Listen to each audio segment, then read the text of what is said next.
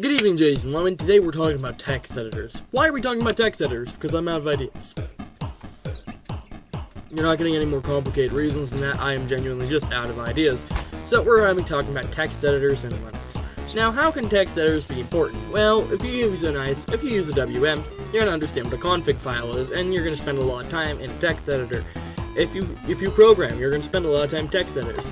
So if you're new to Linux, yeah, I guess this is a video for you. So, what text editors should you use?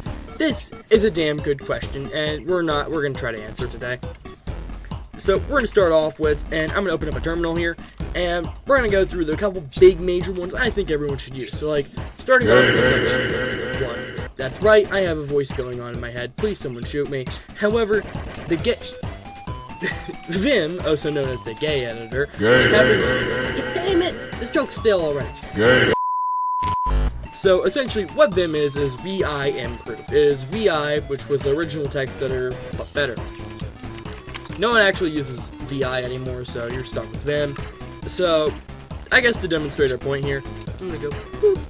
I actually need you to copy this one. Dory, boop. So naturally, here's our little guy. We're gonna open up Vim, and we're gonna go with boop. I want a config. We're gonna do my i3 config. I think that's like the best. So this is my little i3 config right here. This is kind of what Vim will look like. As you can see, all the little commands and stuff have beautiful yellow, piss yellow color. And objectives are this little green, and stuff you can name and change is purple. Well, actually, you can change everything, like the colors right here. This is how I got my really cool i3 color scheme, and my little menu down here. Ooh, fancy. But overall, yeah, it's pretty nice, pretty basic. Very bright colors. If you're not a fan of this, don't worry, we have other options if you want something a little bit more mellowed out.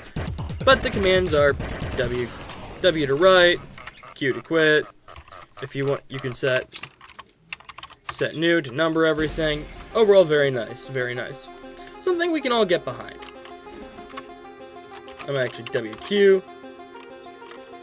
Next up, we're going to go with our next. So overall, Vim is what you can call the solid all-arounder, I guess. Pretty much everything has it. You can't really go wrong with it.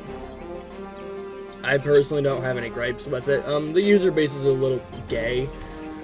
I mean, obviously, it's Linux. What do you expect? But next up, we're going to go with our first, just another good one.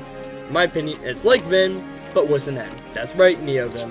So what's the point of NeoVim? Well, NeoVim is so Vim is VI2, and Vim is VI3, I guess. It's different enough that I can actually make it a separate topic, so we're gonna talk about that. Boop, press the button, turn on the screen share, boop. There we go. But it has mostly the same files and commands that you'll find in Vim. Set new, gives us numbers, but as you can tell, it's not as miserable on your eyes, which is something I find to be very, very important. See, look. And so if you have a hard time with bright colors on your eyes, or you have a very, like, aesthetic type of rice going on, this is what's good for you. I personally prefer Nvim to Vim myself, just because of the way it looks. It's a lot easier for my eyes to read. Alright. Same commands though, so we're gonna get WQ. Good. Next up on our super duper highly well put together list, we are going to be talking about Nano. Now, what's Nano? Nano is the ancient one, then the one that where our functions start to change and be different. That's the only way I can describe it. I'll have to show you for it to like make sense. My sister's over there watching TikTok because she has brain rot. Oh my god, she's watching Instagram because she has brain rot. Anyway, we're gonna open up Nano, right? But this is what Nano looks like. It's very plain, as you can tell, and I don't know how to set numbers on it because I don't really use Nano. It just kind of comes with stuff, but this is what is approved by GNU, so that's what everybody has. But this is kind of what it looks like. As you can see, it's kind of similar, and you do have better mouse controls if you ask me. But here you can see, hey, What's all these? These are your little commands.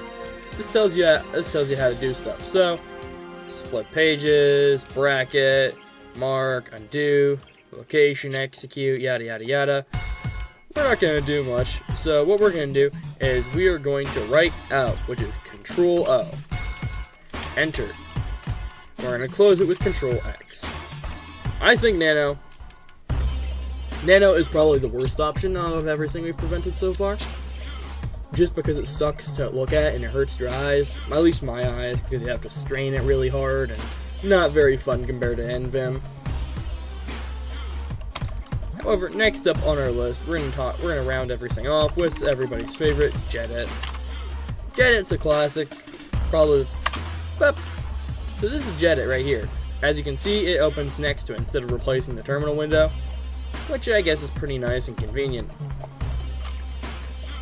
But as you can see, this is literally just looks like a text pad. That's kind of what it is, but it does have numbering by default, so hey, what do you do? But overall, it also has, if I turn my desktop audio on here, a really nice click sound, which hey, you can never really refuse. Yeah.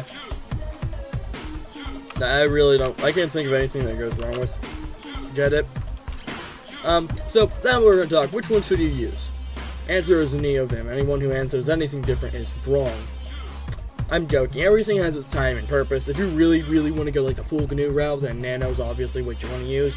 If you're kind of new, Jedit's perfectly hunky-dory, and it looks a lot better on things that aren't like WMs. If you like to be gay, then you can use Vim. Yeah, that's about it. That's all I have wrote down. Pretty short video. I don't have a lot of jokes to make outside of that. Vim users are gay, and there's a 90% chance to use Arch. Alright, that's all for today.